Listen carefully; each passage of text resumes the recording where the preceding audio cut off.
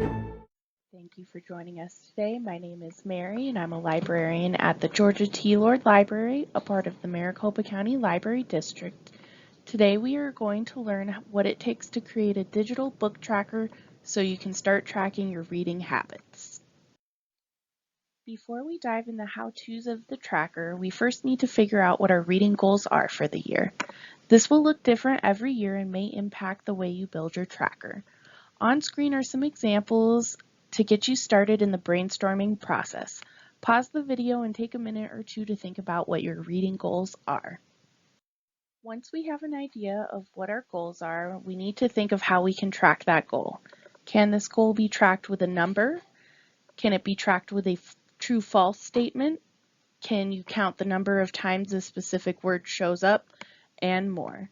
Some data you may find interesting and want to track, but you may not end up using it for your goals. So now you have your goals and what data you want to track. We're ready to start using Excel. All library computers have a number of Microsoft Office programs installed on them for anyone to use.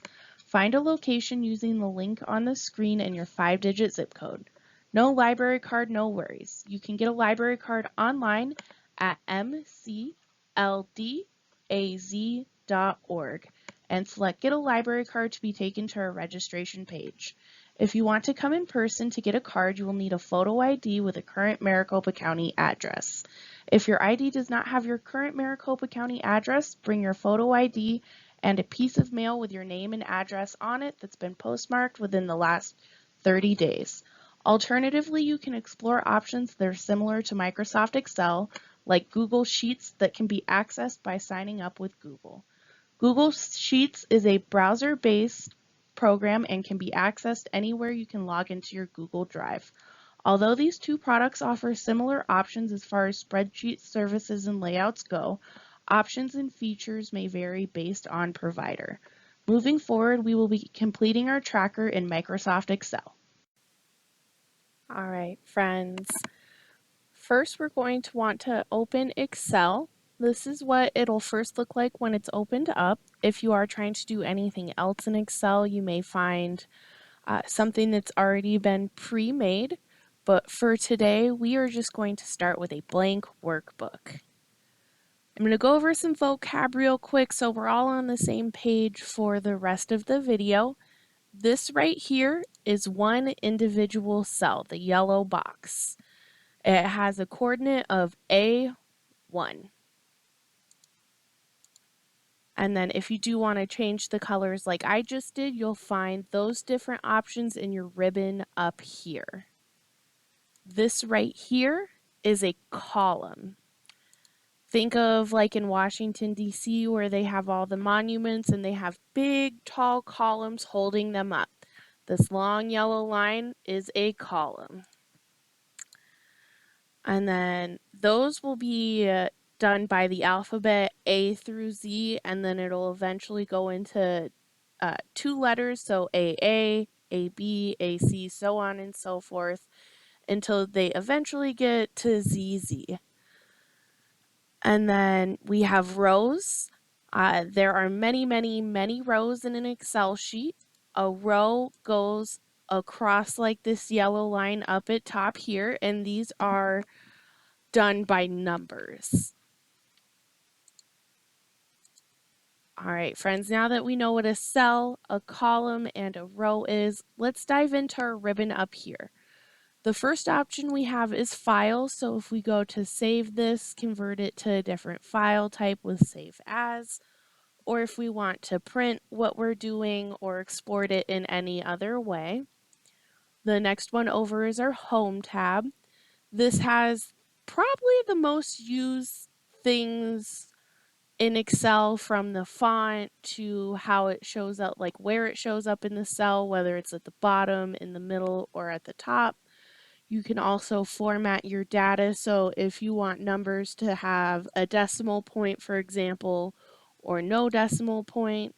We also have some conditional formatting as well, so if you wanted a color scale, once you put your data in, you'll see the different colors change. And we can insert or delete a row or format the row height, row height or column width. And then we also have a sort and filter feature. The more data you get, the more useful this tool will be. We also have an insert button. So once we get some data in, that will allow us to use the charts. You can also insert pictures. You can make pivot tables. Excel is a really great program for helping process data at this level. And then we have our page layout tab next. You can change your themes. You can create your own themes if you don't like any of the pre-made ones. Again, you can adjust the cell height. You can also send things backwards or forwards. So once we get graphs out in our workbook area, you may want some to be forward and some backwards. And then you can also do alignment stuff as well. Finally, or not finally, but in addition to, we have our formulas tab. This is a way to help you search for a specific formula if you know kind of the subject area you're in.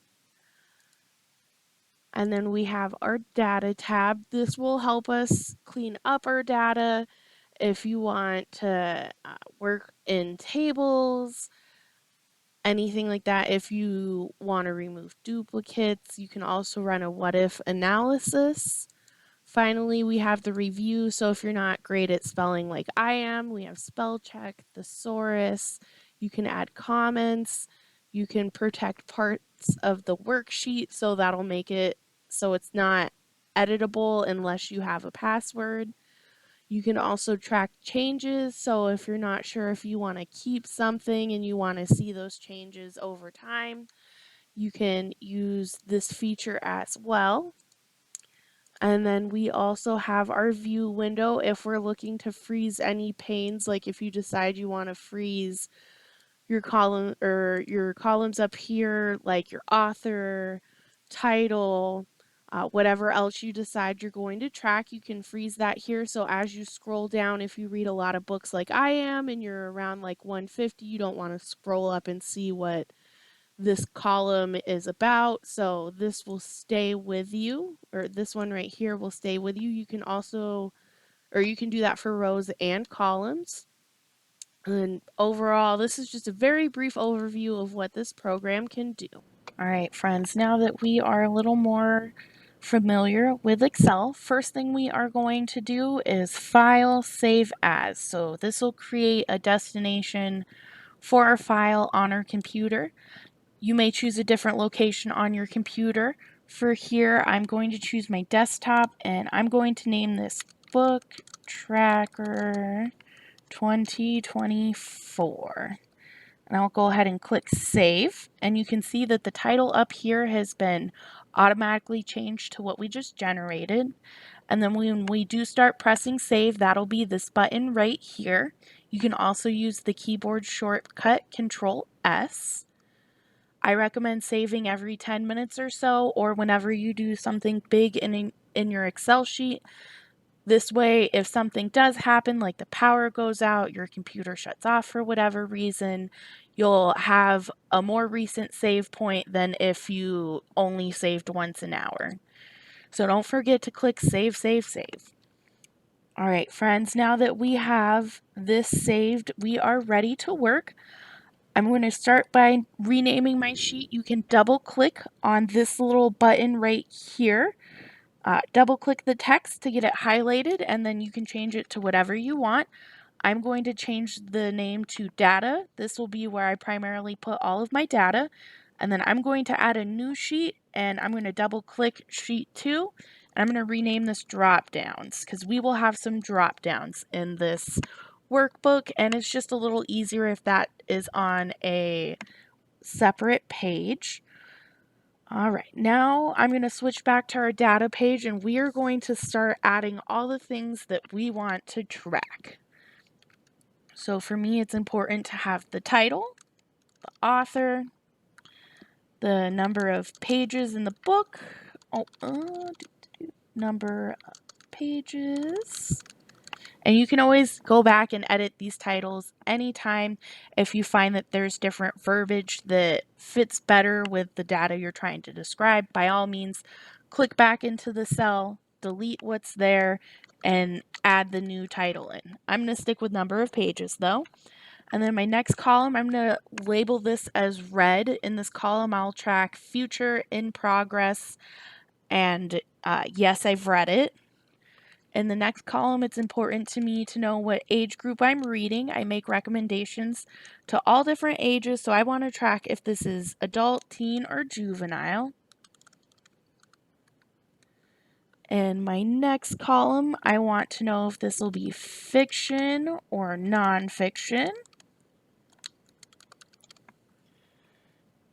And then I'm going to break down my classification system the same way the library does. So for fiction, that looks like different genres. For nonfiction, that's different subject headings. I will track out to 3 different genres/subject headings.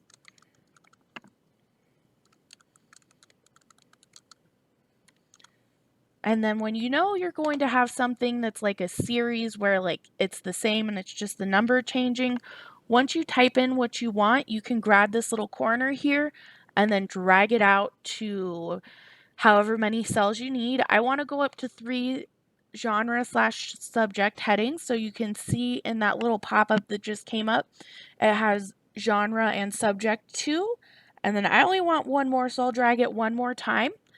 And that auto-populates the different numbers, so I don't have to go in and type genre/subject 3 different times. If you were to double-click the corner, that would fill out the rest of the row with genre/subject and then whatever number we're on. But like I said, I only want to go out to 3. I also want to know the date I started a book, the date I ended the book, and then we are going to calculate the days it took to read it. And then I'm also curious on what library systems I'm using. So I have a column for library systems. And then I'm also interested in my reading format. And then I also want to know what service I used for reading. So now we kind of have a better idea of what we want. And like I said, you don't have to keep the initial things you pick for your column headings. You can always change them. If you do want to fit things to the row or column, you'll go to the line in between and you can double click that. All right. So now I need to figure out what I want the drop downs to be. For me today, I want to do drop downs for library systems, reading format, and service. So I'm just going to click library systems, hold my shift key down, and click over to service. This highlights the 3 that I want. And then I'm going to right click, and then I'm going to copy this information and head down to my drop downs area. And I'm going to paste this here. And then I'm going to resize all these real quick. And then don't forget to save. Saving helps future you. All right. And then now I'm going to go back to the data. I'm going to pause the video and put in some pre-generated data so we have some data to work with so you can see how these different equations work. So I'm going to go ahead and save this and I will be right back with data. All right, friends. Now that I have generated some data for our Excel sheet, and I've also generated the data I want to appear in my drop downs. I'm part of a lot of different library systems, so I have quite a few options in this. I'm going to go ahead and bold my rows up here just like we did in the beginning. You can either use the Control B shortcut, or you can head to the font area up here and select bold, whatever way works best for you. All right, now we're going to create our drop downs. We're going to head over to our data page again and go to our first drop down area, which is library systems. So we'll start with the very first cell right here underneath our title. And then we are going to go to our ribbon up here and then head to our data tab. And in our data tab, we are going to look for data tools. In our data tools, we want to select data validation. And this will bring up a box, our data validation box, and this can allow us to do a couple of different things. Specifically for us, we want to do a list. I'm going to have my list ignore blank cells in the list. You may not want that, totally up to you. And then now we're going to choose a source. So I want to click into the source button, and then we're going to head back down to our drop down sheet, and we're going to select the first option, and then we're going to hold our shift button down and then click on that second option. So all of our data that we want in the drop down will be in this green box that has the dashes. And then now we are going to go to our input message. The title of this drop down is Library Systems.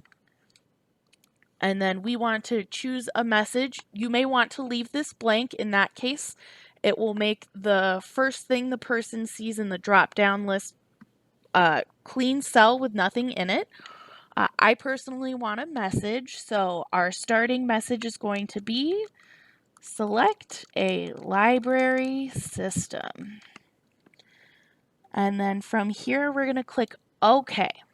So this brings up a little note field, and this tells the user that we want to select a library system. And you can do so by clicking this drop down right here, and you can select whichever one you want.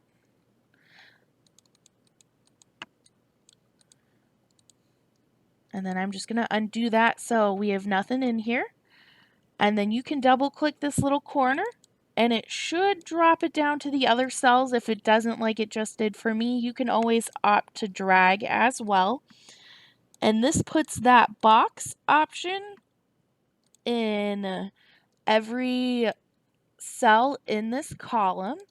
And then we're going to practice that again with our reading format. So we will start with the cell we want to be in. And then we will head over to our ribbon, and then we're going to go to data validation, and we're going to head to settings, and we are going to select list, and then head to our source box. We're going to go to our drop down page, and then we are going to select everything under the reading format. And then we're going to do another input message, and then we are just going to title this reading format. And then we are going to select a message and put select reading format. We are just going to click OK. So now we can see in our drop down our different reading formats and then our instructions. And again, we are just going to drag this down, and that will put that in every single one. You can also drag this down past your data set. We'll do that in a moment once we get this third one created, so practice one more time with me. We're going to head to our ribbon, and we're going to head to our data tab.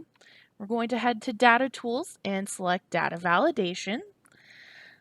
We can do this, we'll do it backwards where we do the input first, and then we're going to label this service. And then for the input message, please select a service. We're going to go back to settings, and we're going to change this to list.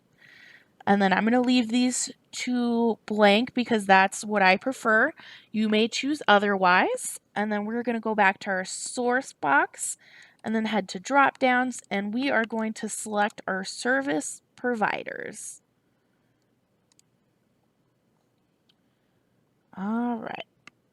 And then we're just going to drag this down to where our data ends. All right, and now we can see each box has a service provider. If you do want this in your other boxes that are past your current data set, we'll select the ones you want and then just keep dragging it down however far you'll think you'll be reading for that year.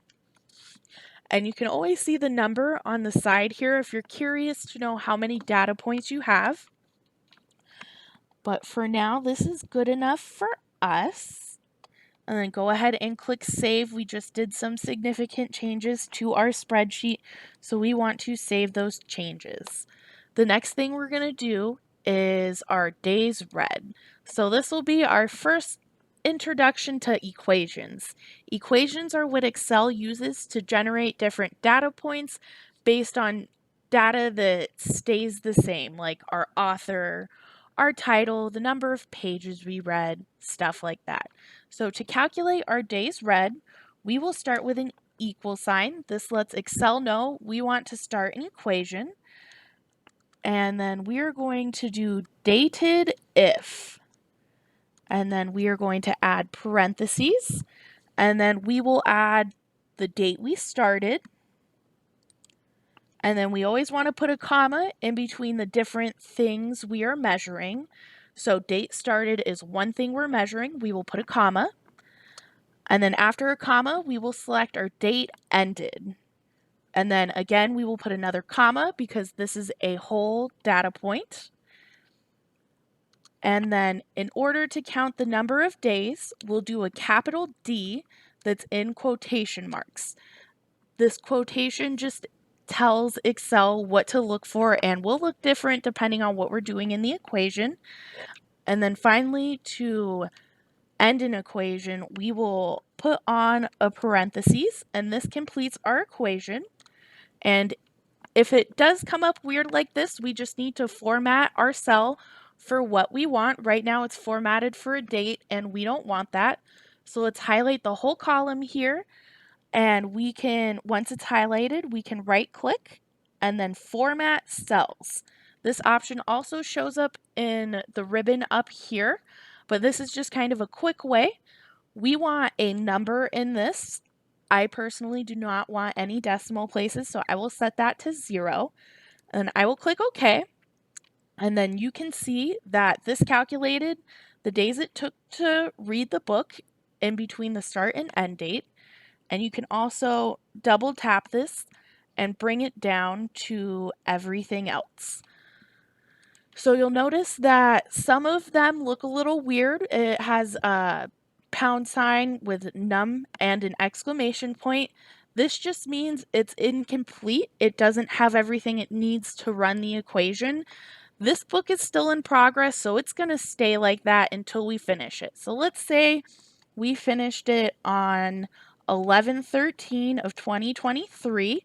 Once I click enter, the equation fixes itself. So no worries, you did do this right. The equation's just telling you that it's missing a piece of information, and it can stay like that until we are ready. So I'm going to go ahead and click save again. All right, friends, now that we have our data input for our drop-down collections, now we are ready to run some analysis and make some graphs. So we are going to add a new sheet, and I'm going to drag this over here to the end, double click on the words sheet 4. I'm going to label this one analysis. All right, now that we have this created, first I want to focus on the things that I have read. So I'm just going to put read right here. We'll come back and format this later once I'm done setting this box up.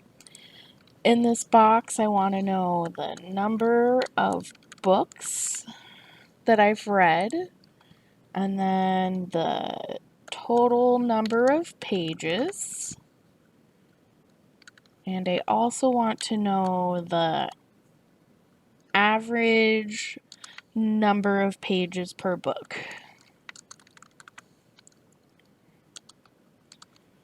I also want to know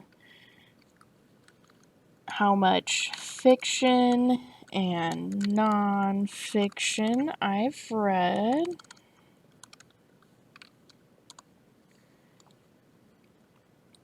And then you realistically can put these anywhere in whatever order you want. This is just what I want to do. It is my personal preference. Everybody's book trackers will look a little differently.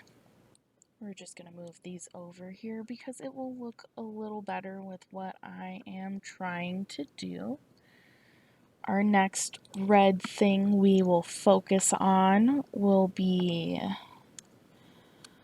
the adult, teen, and juvenile books I've read and what genre they show up in. So there are lots of different genres and subjects within MCLD. I'm going to work on populating a list and put the video on a little pause. When we come back, you'll see all the different genre subjects I want to track. I recommend adding to this list as you go. You'll probably find that you read fewer genres and subjects than you think you do. You can always add more. It's really up to you how much work you want to put up front into your Excel sheet. I prefer to work as I read, so I'll just add new subject headings in as I read and add different data points in. All right, friends, now that I have added my subject headings in for the different data points I have, there are so many different ways you can do this. This is just how I prefer to do this. I'm going to go ahead and bold the different parts of my boxes. I'm also going to add in ratings along the side here. And then we just have 0, 5. You can do it in however many increments you would like. This is just what I'm preferred doing, half, because it is a lot of equation writing. And then I'm just going to drag this down until I hit to 5, because I'll be rating on a 5-point scale with half increments allowed.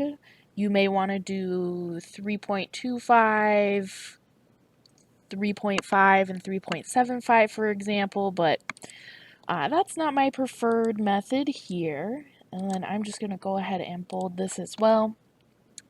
And then I want this to be on the left-hand side, so I will come over to my alignment right here, and then I will select this align left, and that just moves everything over. Alright, so we are going to go back over here. So now that we have everything in our red category set up, let's go ahead and start filling some things in. Let's start with the big chunk right here. So in this box right here, we want to know about all of the adult biographies that we have read. In order to do this, we will be using an equation that's called COUNTIFs, and we will be referring to numbers that are in our data sheet. And to do this, it'll be a multi-part equation. First, we'll open up our equation with the equal sign, and then type in COUNTIFs, and then this will pop up. You can double click it, and that will capitalize it, put in your parentheses, and bring up this box right here that is step by step what you put in each box in order to complete this equation. So now we're on step 2. That's why criteria underscore range 1 is bolded. It's looking for our first range of data that we want to search through. So we are going to head back to our data sheet. If you watch at the top here, it kept the equals COUNTIFs with the parentheses, but it added a data with an exclamation point. This right here, data, is the name of the sheet right here, and to let Excel know you want to reference it, you add an exclamation point. The first thing we want to know is if we have read this or not. So we are going to start off at the first cell where data appears.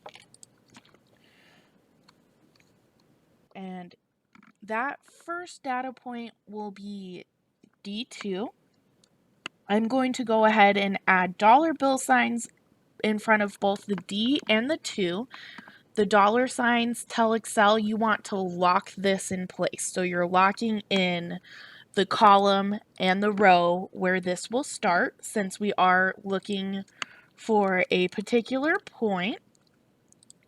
And then we will use a colon to tell Excel that this is still part of the range, and we will add our endpoint with the dollar bill. And then we're still in column D, and we're going to do another dollar bill sign.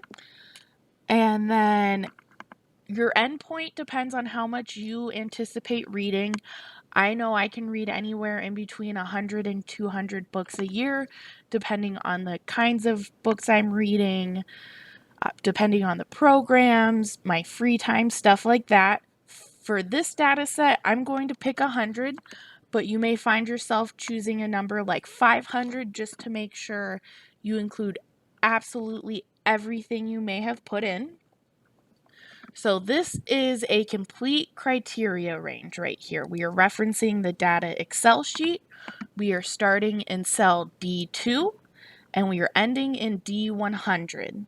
And we have dollar signs to make sure that Excel knows that we want to keep this information no matter what. So we will do a comma to let Excel know that that first step is complete. And now, what are we looking for? So we will start with a quotation mark, and we will write the word yes because I want to know about finished books. So that is the first criteria complete. For the second criteria, we'll put another comma. You can see that that box underneath has updated, so we're looking for the criteria range 2. So now we want to know what age range it fits in, if it's adult, juvenile, or teen. So just like the other one, we will click our first data point. This will auto-populate the word data with an exclamation point. And just like before, it put E2 without the dollar bill signs. We're going to fix that and add the dollar bill. And then we want our ranges to end the same. So since I picked 100 for the first one, I'm going to pick 100 for the second one. So adding in our end range, it will be E, dollar bill sign E, dollar bill sign 100. And since that is a complete range, we'll add a comma. And then in this second range, the keyword we are looking for is adult. And since that's the only word that I'm trying to look for, I will go ahead and close my quotation marks. And now that we've identified, yes, we've read that book, yes, it is an adult book, we'll do our next criteria range will also be on our data sheet. And it will be our first genre subject heading. So we want to make sure that it automatically populated the data exclamation point so the Excel sheet knows where we are talking about. And then we will start our criteria range. Don't forget to put the dollar bills signs to lock in that data point. And then we have a colon, another dollar bill, and then G100. Like the rest, we want to make sure we're all at the same endpoint. And then we are looking for the word biography. And then we'll close our quotations. Although this data point doesn't include a second genre or subject or a third one, we still have to include those data points to make sure we don't get excess numbers in our final count down at the bottom. So we'll open up a new criteria range with a comma, and then we will go with genre subject 2, and then we will make sure the data is there in front so it knows where it's pulling from. We will add the dollar bill signs to H and 2, and then we'll do another colon. And then we'll do more dollar signs. And then we want to end on 100.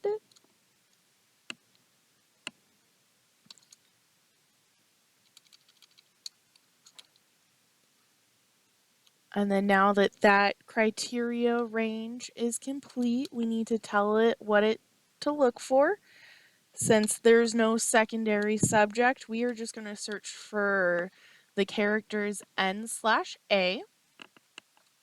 Similarly, for genre subject 3, we'll make sure when we click the first point, it populates the data exclamation point. We'll add in our dollar signs and our colon and more dollar signs, and this is column I, and we want to go down to 100 rows. And then once again, we want to search for the characters N/A. And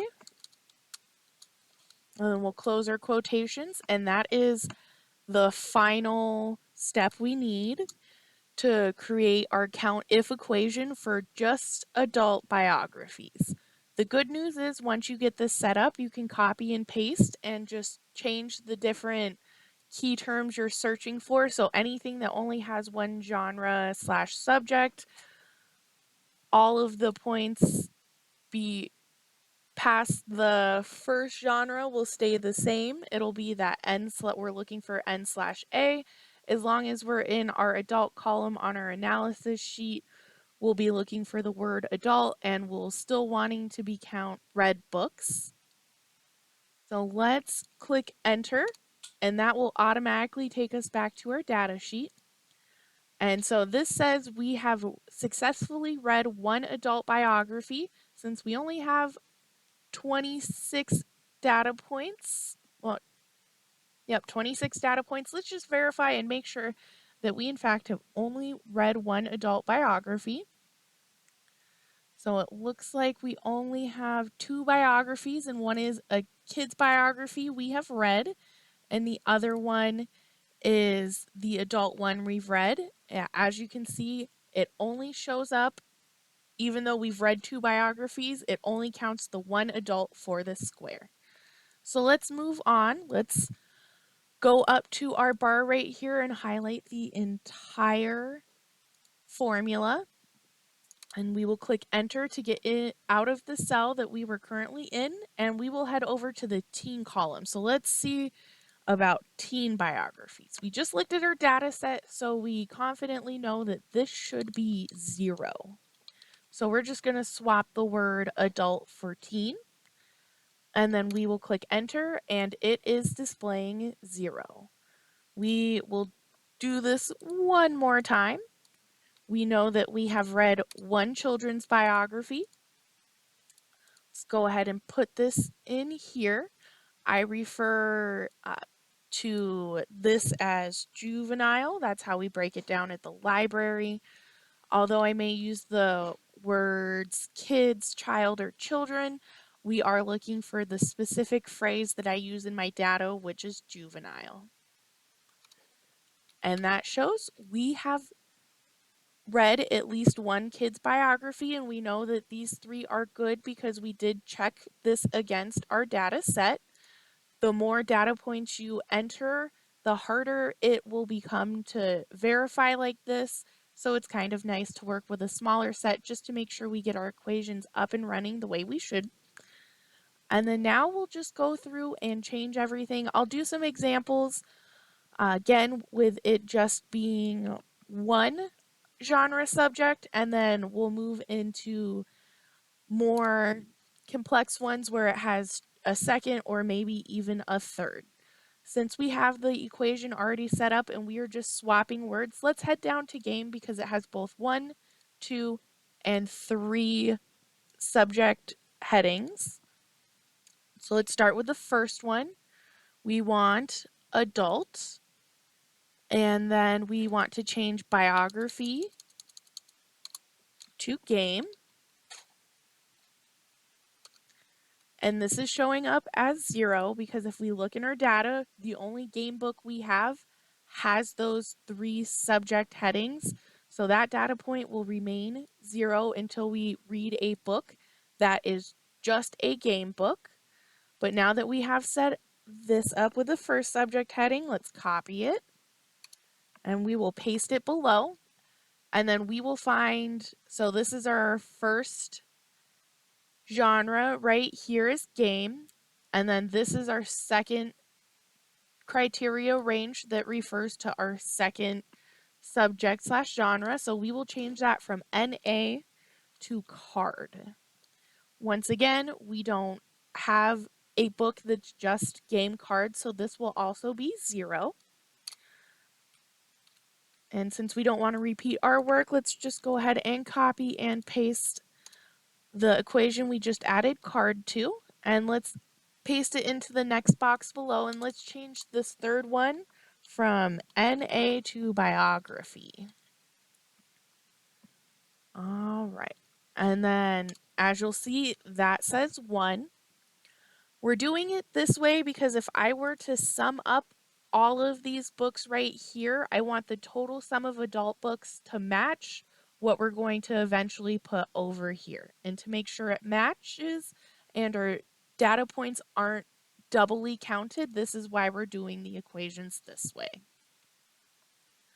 All right, now that you've seen me set up equations for adult, teen, and juve, and then for 1, 2, or 3 subject headings, I'm going to put this video in fast forward so you can see me add all of these in separately.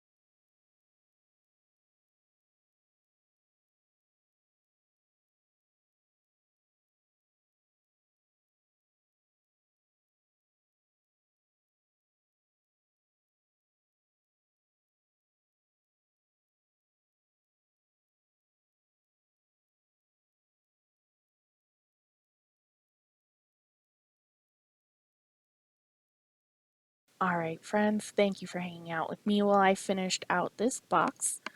A lot of our equations at this point will be parts of the equations we've already done. So we've done most of the work so far. I'm going to add a few more categories that I want to keep track of.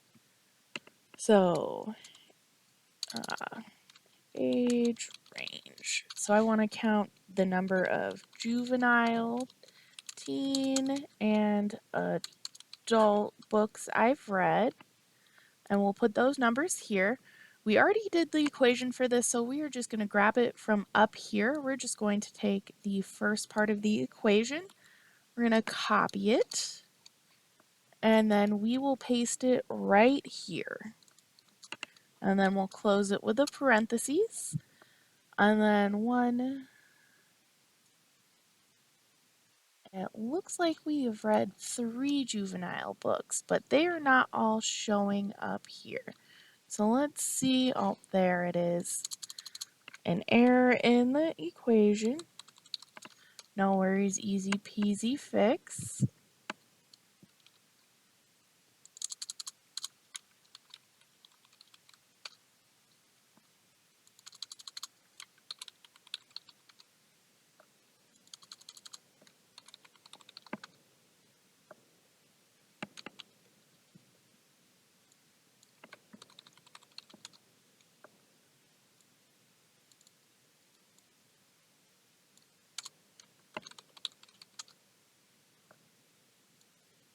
Alrighty, now that we have all of these fixed, you can see our 3 books that we have read so far that are kids' books. And then we are just going to copy the first part of this equation right here for our teen books. We'll paste that there. It automatically added a parentheses. We can see that we have 2 books right here, and then let's do it for our adult data now.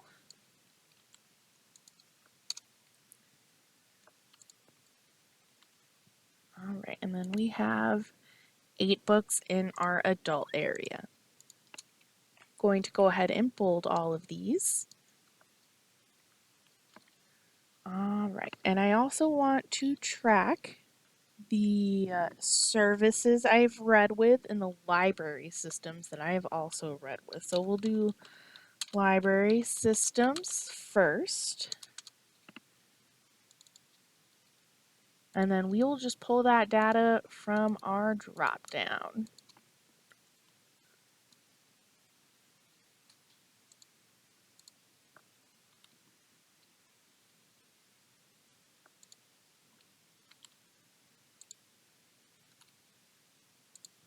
Alrighty, so now it is in both places. Let's go ahead and save.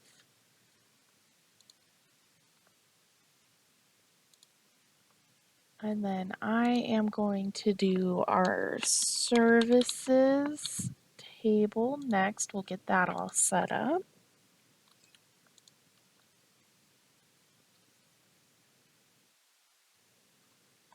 We'll go to our drop downs again, and let's copy this and then paste it over here. And our equations will be very similar. So let's start out with an equal sign. We're going to do count ifs again.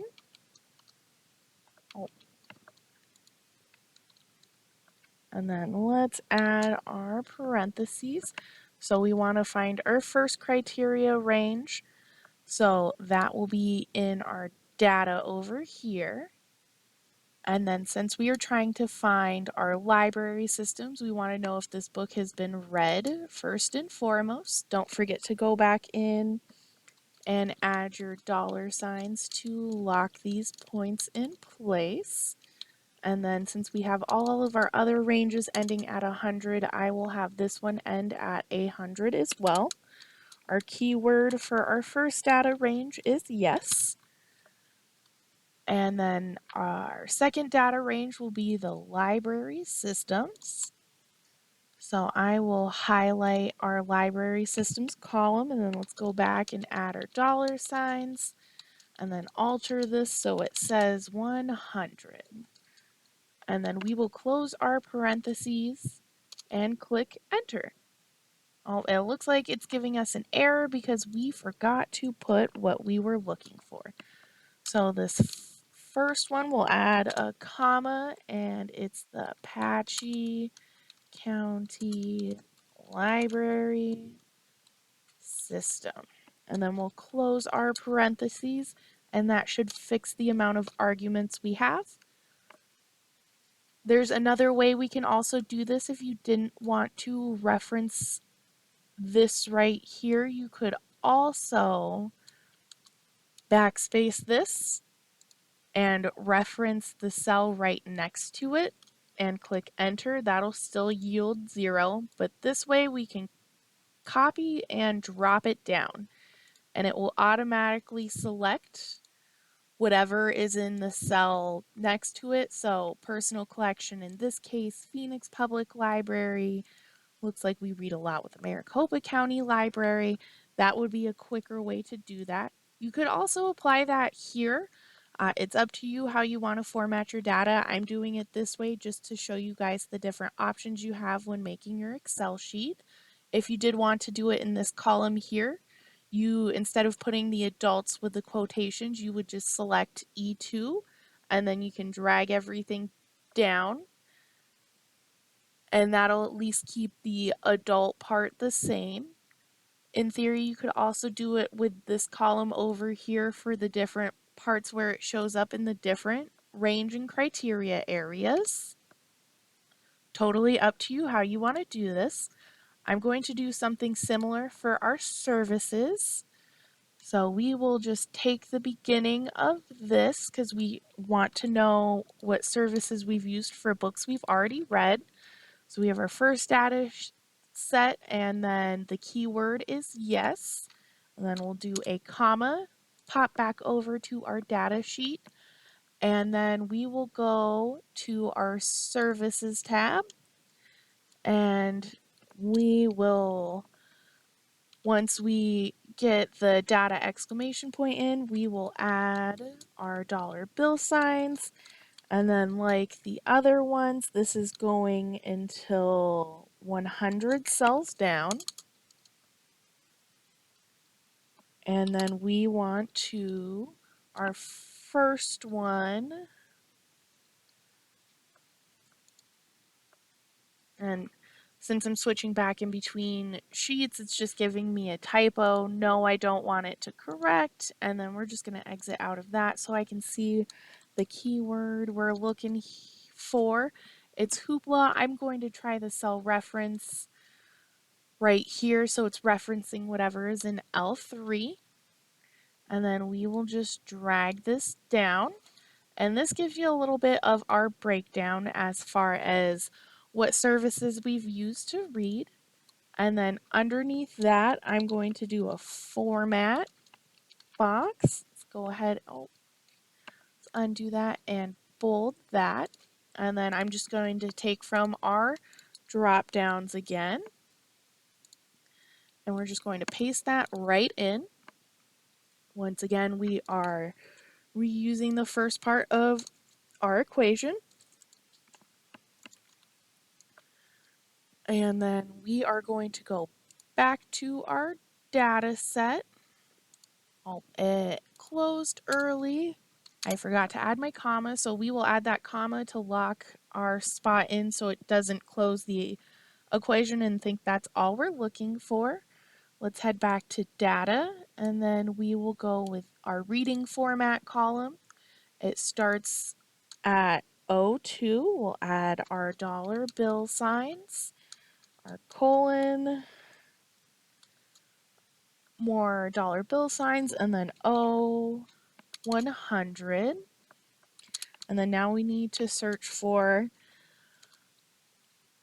I'm just going to put book in here as a placeholder so it will close out our equation correctly. And once we're back over in our analysis sheet, let's go ahead and change this and do it the same way where we reference the cell right next door, and that tells the equation what we are looking for.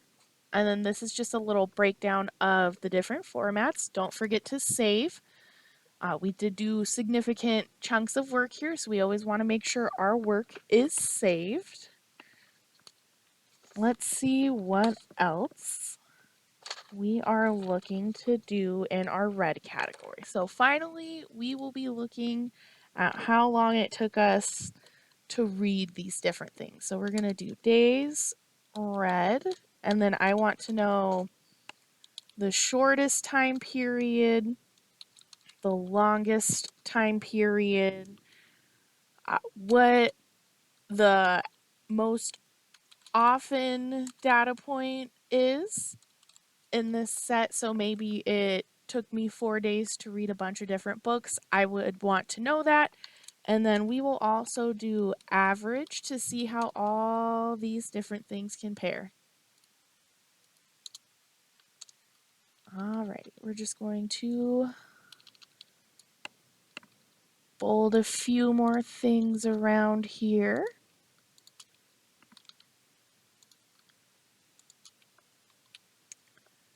All right. All right, friends, now that we've started filling in the rest of this, let's head to our days red section to find the shortest amount of time you spent reading a book. We are just going to go minimum, head back over to data, make sure the word data and an exclamation point is there.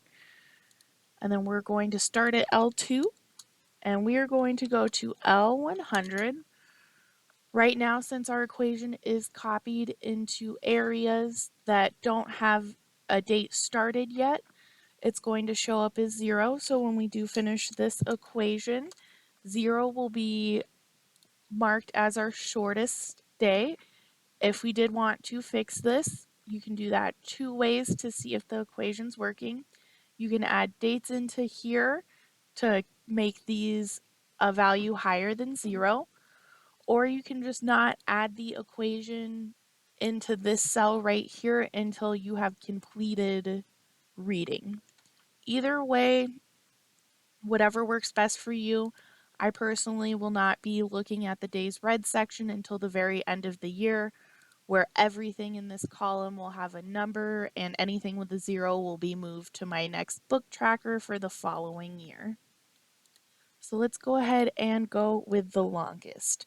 To get the longest, this equation will be equal sign and then the word max. Again, we're going to go back to our data sheet. We'll make sure it says data exclamation point so Excel knows where we're talking about. And then we're just going to do the same data set, L2 to L100.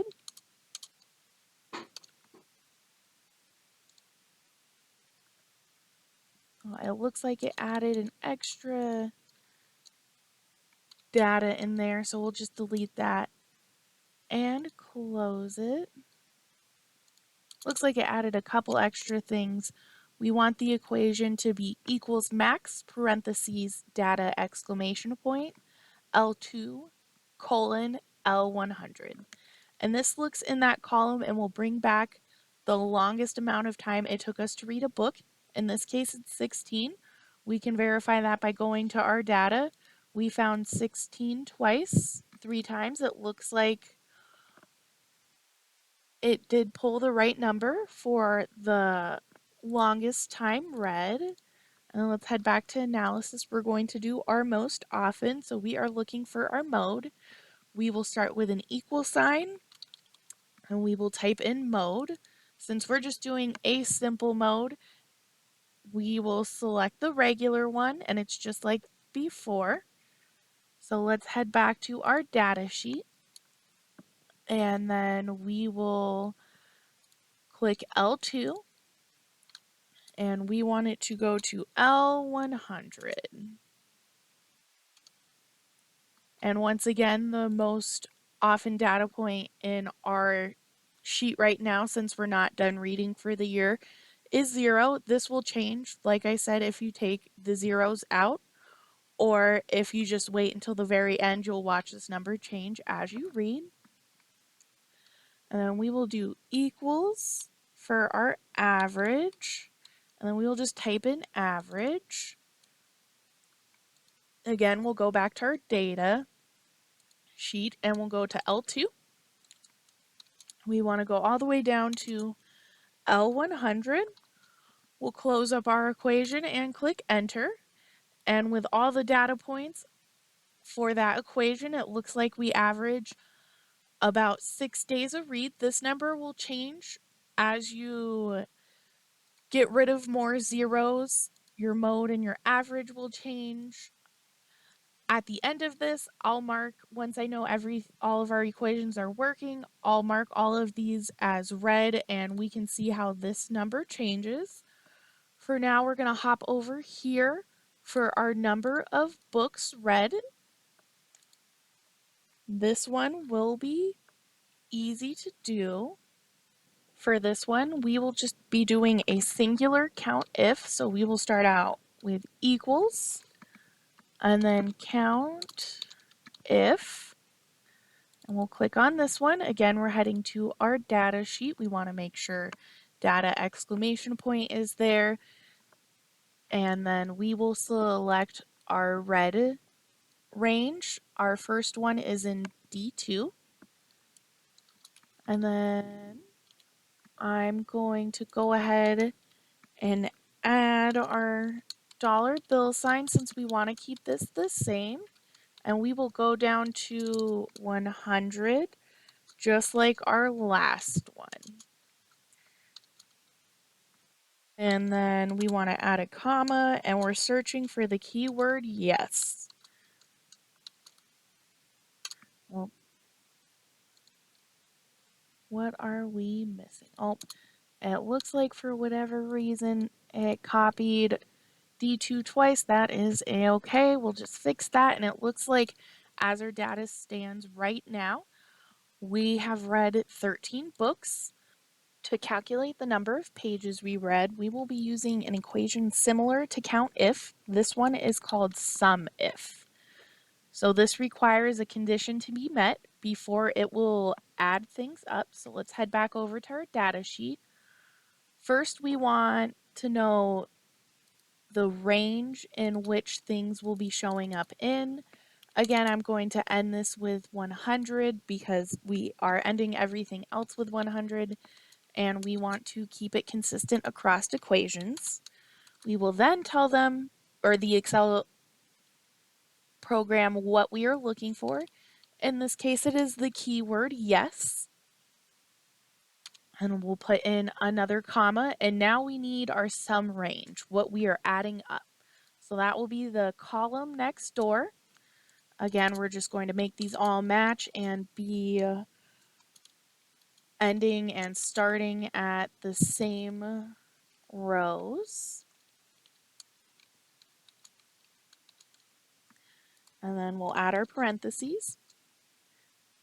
And that lets us know across the 13 books that we've read, there has been 3,726 pages. I also want to know about the average amount of pages per book. To calculate this, it will be similar to the first two equations. We'll do an equal sign and then average if, and then we'll go back to our data sheet and then we will do what we're looking for first.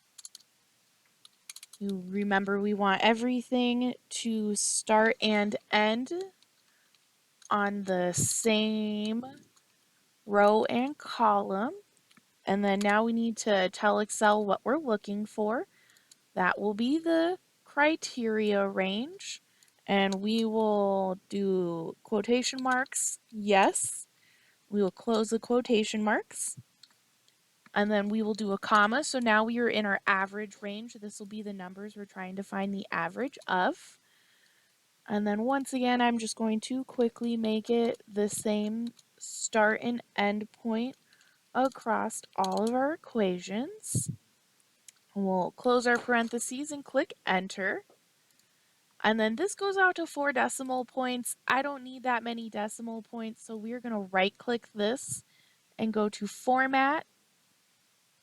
And then we're going to go to Numbers, and we're going to go to this number, and I guess we'll do 2 decimal points. And you can see that now it rounds up.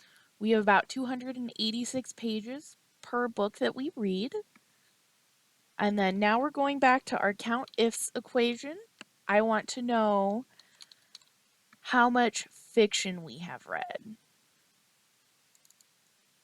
So let's start with our criteria range 1 in our data sheet. And that will start first and foremost with if we have read this book.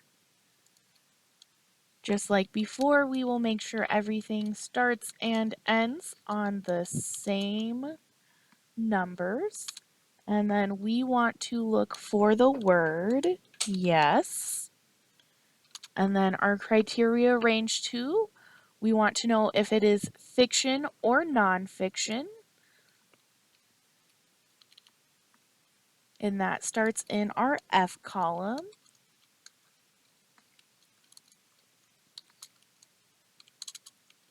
We want to go down to 100 again. And now we need to put our criteria 2. This time I want to know if it is fiction. We'll put that in quotation marks, and then we will close our parentheses, and that will generate the number of fiction books we've read.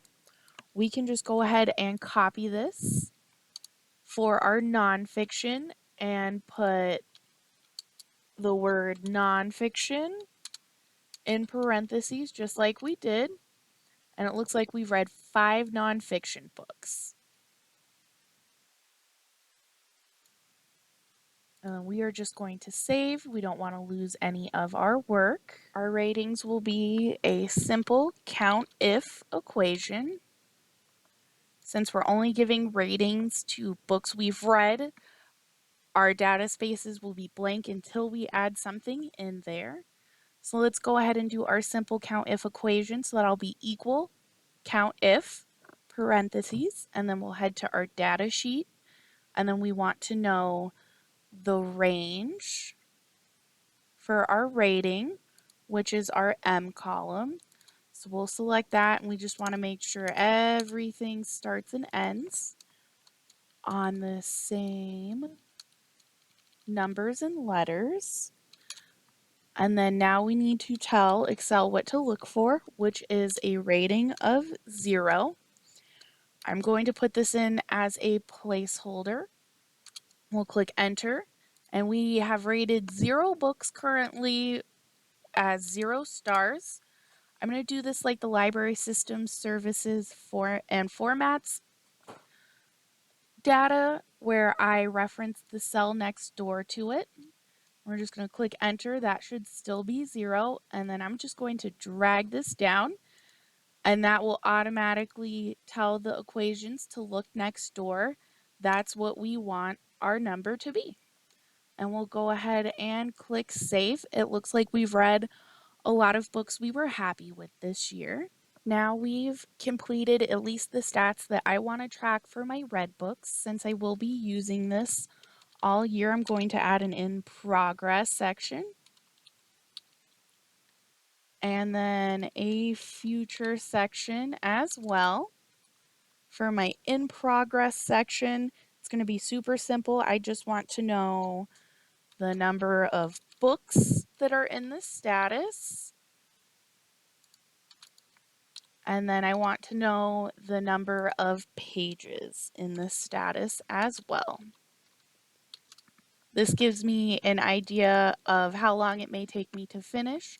I'm going to drag our future books and pages next door a little closer, and then I also want to know the number of books and pages. So we're just going to copy that, and we are going to bold a few things. And then I'm actually going to pull these down. I put them up just a little too high. I want them in that second row there. All right, and now that we've done that, this will be very similar to our red, but instead of yes, we will put in progress in the quotations.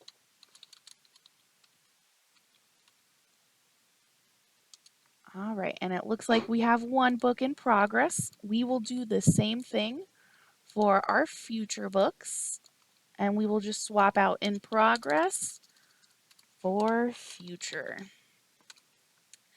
And you guessed it, we will also be copying the equation for pages. And then we will be swapping out yes for in progress. And then we will do that once again and swap out yes with the word future. All right, so now we have numbers that we can make our graphs out of. We can do different graphs like chart graphs to compare the different subjects we've read. We can also do pie charts for stuff like ratings and fiction and nonfiction. Most data points will have a couple different ways you can visualize it in the different chart section. Before we start doing that, we will make sure we click save and save all of our hard work. Now that our data is a little bit easier to plot, we can explore putting different charts and graphs in here. To access that, you will go to your ribbon up at top and then go to Insert and then go over to the chart area. You do have the option to do all of this by hand. Excel has made it easy though. Throughout time, they've improved upon what their product offers, and now they can do recommended chart based on data you select. So we'll do ratings first. I selected all of my data there, and then you'll just click recommended chart. It'll give you as many possibilities as the program thinks makes sense. You can choose your preference for here. For me, I would either like a pie chart or this clustered column chart. I think the clustered column chart will be the one that I go with. From here, you can click OK. You can give your chart a title. I'm going to title mine Ratings. And then you can make this as big or as small as you want. You can also change the color of these bars here. You can choose different fills and different colors. You can also change the colors right here as well. There are different themes selected. That'll change the color. Totally up to you. I'm fine with the default, but you can customize this as you want. So let's pull our rating graph down here. And then next I want to know what age range I'm reading most of or least of. I'm going to do recommended charts. I think I'm going to choose pie for this one. I'm going to call this age breakdown. And with a pie chart, they have lots of cool options. You can click on these triangles right here and explore the different format options. I want to add the specific numbers to the outside of my pie chart, so we're going to go to Add Data Labels, and that'll put them on the inside. To make them go on the outside, you will select them, and then you can either drag and drop individually to the outside, or there is a setting for that. Let's find it together. All right, label options. And then we want outside end, and then all of them just automatically move down like that. Since we're done with this one, I'm going to put this down here. I'm going to also add some data labels to this one. All right, what else do we want to put in a table? Let's see what library systems we're reading from most often. So let's select all our data and then go to Insert and then Recommended Charts, and let's see what it recommends. It looks like for this one, it's just doing a clustered bar chart. You can have it facing this way or this way, totally up to you which way you want to do. I kind of like it this way just because I can see all the different full library systems. So I'm just going to click OK. If it looks weird like this, it's probably because it's not big enough. So let's keep making it bigger until all of our data points show up. I'm going to label this one where I borrowed from. And we are going to slide it down here with the others.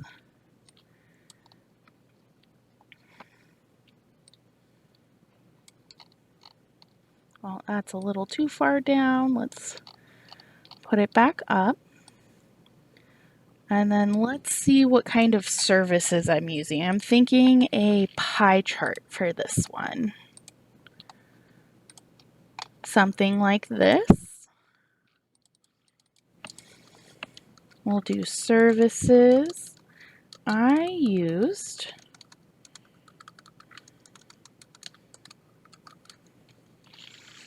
And this is just a little breakdown. Again, I want the numbers on the outside, so we'll just add them there, highlight them, and go into the label options area and choose outside end.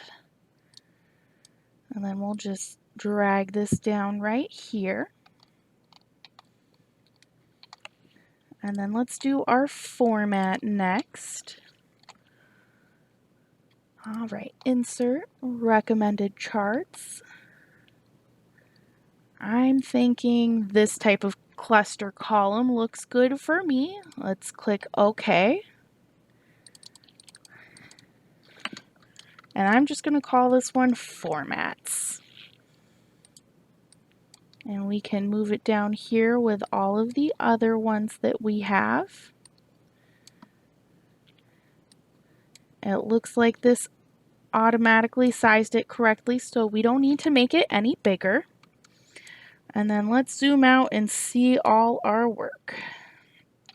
Realistically, you can organize this any way you want to. We are pretty far zoomed out. If you want, you could put this over here, for example.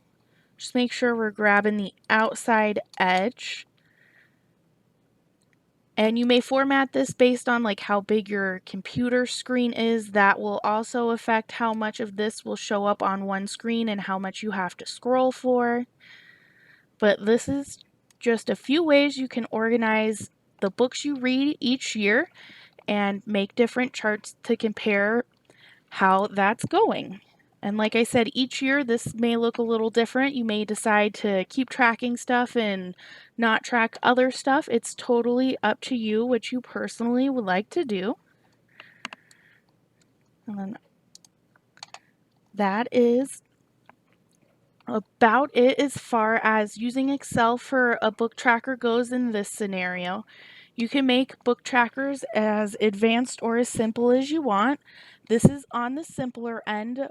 Many more complex options out there exist. If you do want to learn a little bit more about Excel, you can do so through our website. There's a few different ways you can access our catalog. You can type in Excel in the search bar and get physical and digital materials to teach you about Excel. If you do want a little more hands-on approach, you can go to Research, A to Z List, and then head down to Gale Courses. You'll log in with your library card and you can sign up for any class you want. For here, we'll do Excel. And they have a variety of classes for a variety of different years and versions of Excel. It can teach you more specific things in Excel that might not be covered in an introduction class. You would enroll and then you can access what you're learning about by clicking into it. You can see the syllabus, the requirements, and then if anybody has reviewed this. And it's work at your own pace within the time frame. They have sessions starting almost every month. And depending on the type of learning it is, this is an instructor-led course for an example.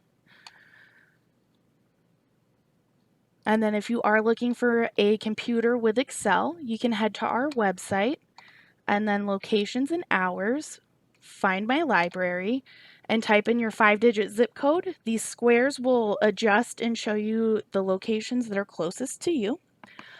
Thank you for hanging out with me today and learning how to create your own book tracker. If you are interested, connect with us through our social media, reach out via Ask a Librarian or Book a Librarian, and we can see about getting you connected to the different resources that'll teach you about Excel.